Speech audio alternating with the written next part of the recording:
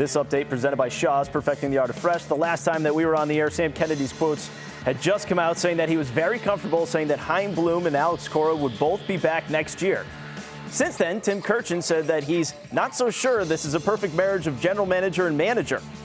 And he's not positive both will be back next year, saying that they have divergent personalities and they're looking in different directions. Back here on Talking Baseball, Tom Giles, Lou Merloni, John Tomase. And do we expect them both to be back? I don't think anyone here feels like either guy should be fired, but do we expect them both to be back? That's a different question. Yes, and I think, on this show, we've been pretty consistent and probably a little bit ahead of the curve on this whole Bloom, Cora, maybe not the perfect marriage, but to see Tim Kurkjian say that, one of them might not be back, I just find that hard to believe. And the idea that they have such divergent personalities, I think that can be overstating the issue a little bit. There's always going to be a tension where the general manager looks for the future, the manager just wants to win today. That's the same in every organization. I do think it's a little more heightened here because Bloom is taking such a long view and Cora is so competitive. But Lou, they made it work last year. They made it work as recently as June when the team was playing 800 baseball.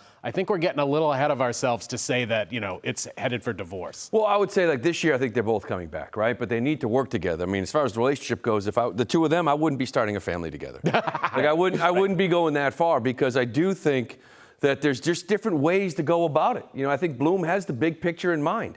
Everything to me this year has been about the future. And Cora's sitting there saying, listen, I don't want to manage the rest of my life. I'm here to win right now. I'm in a big market team. I don't want to mess around like that. I want to go out and get these guys. And I just, even if this offseason, if the players come that Cora wants or the fan base wants, is anybody going to sit there and think that Chaim Bloom did it? They're going to sit there and say ownership stepped in to keep Bogarts and to keep Devers. And ownership stepped in to go sign or make a run at Judge or make a run. Because I just don't know if that's him. You know what I mean? And I'm not saying that's a bad thing. It's just as far as the fit goes, that's still, I think, in question. How important is it, though, for them to be in concert? The two of them working together when you're talking about, a baseball franchise as opposed to other sports where your GM and your coach have to be, your manager have to be working step for step, stride for stride together on these things, even though maybe they don't see the direction in the same way. Well, just look at it this way.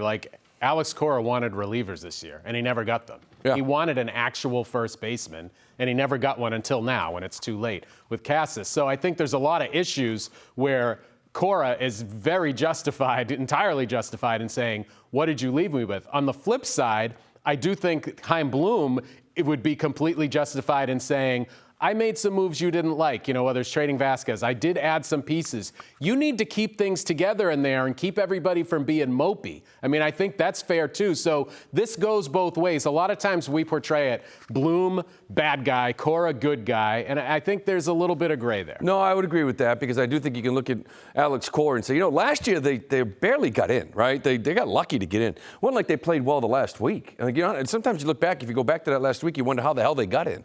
So really it's been 2 years in a row that after the deadline, the attitude of maybe a manager seeped into, its locker room, right? So he's got to be better as far as sending that message. But I do think, I wonder if Cora's sitting there saying, okay, these are the guys I want. And he's like, yeah, whatever. Here's your list. This is the guys we're going after. And it's like, why do I have to fish in this pond? You know what I mean? Why am I fishing in this pond? And why, like you said, why am I not getting a reliever? And why wasn't Pham here in April? Why didn't we have you know what I mean? So I just think there's always a disconnect as far as team building goes. So, well, then, if you're Alex Cora, why would you want to stick around? Why would you want to stick around? Do you think Alex Cora could get a job somewhere else if he decided that he wasn't going to come back and be the manager of the Boston Red Sox in 2023? Well, no, I think he wants to be back here next year, and we'll see what happens. I think it's one more year to kind of build this team. He's got 2 years left on his deal.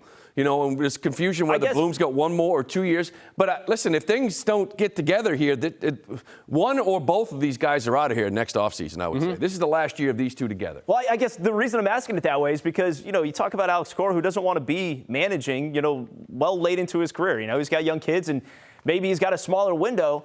So if you go into this offseason and they don't necessarily make the moves that you want to see, why would you take it on? Quit in January? Yeah, Maybe. You're under contract. It's like, I guess. Here's my thing. You have $140 million to spend. Ownership is insisting that they're going to spend it, that they're going to be, right up against that tax again. Okay, if I'm Alex Cora, I say, fine. That's a lot of money. That's a lot of talent you can bring in. That's a very different team. That's why you come back, because you feel like we were there last year. We can be there again next year if we make the right moves. Now, you may spend that money, right? And you kind of like your team. That's why I think in the offseason, that's a decision you make like now for Nick coming out to the offseason. And I don't think he's there. I don't think any of them are there right now. So let's see how you spend that money. More importantly, let's see what you do on August 1st again next year. You know what I mean? If we're competing. Like, are we ever going to go all in? Like, are we ever going to do this on August 1st, right? I mean, I think that's something that as a manager you want to see. I'm just curious, what you do with a guy like Xander Bogaerts and how that kind of weighs into it as well, because that feels like one of the major dominoes in all of this and in what direction they start to build this team. Mentioned off the top of the show, he is crushing the ball right now. He's knocking the cover off, okay? You look at the numbers that he's been putting up, and he leads the American League in batting average. He's at 500 in his last 12 games, so it's 9 consecutive games with multiple hits. He's positioning himself to get paid. Of course, after he opts out of his contract. And yet, I'll throw this to Lou. We've watched him all year.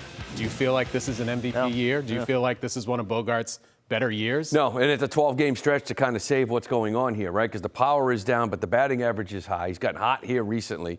The funny thing is, if you're Scott Boras, you're going to sit there and say he might lead the league in hitting.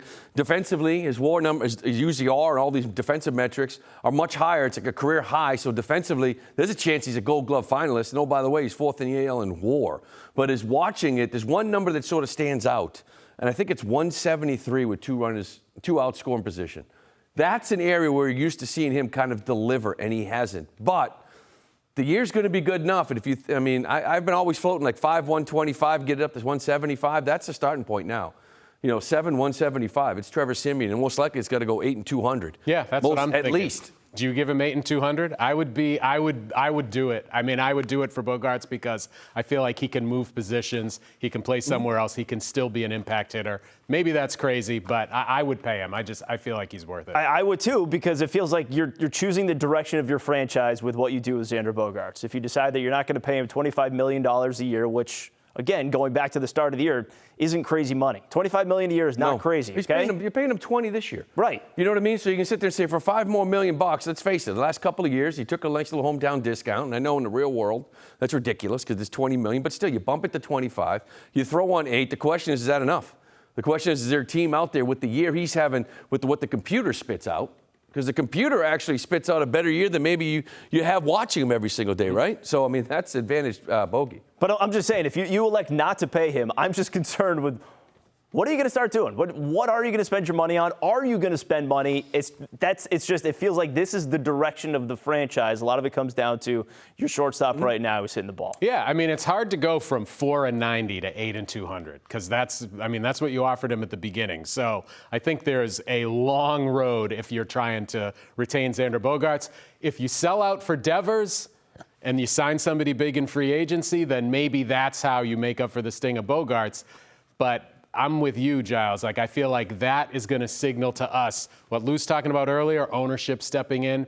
If they don't step in for Xander Bogaerts, then we're looking at, okay, what does the future hold? And then we're back to the questions we were asking a week ago. What the hell is this team going to look like? I don't know. Maybe they sign Aaron Judge. He got 54 home runs now. I'd love it. I don't think the Yankees not going to let him go, but I love it.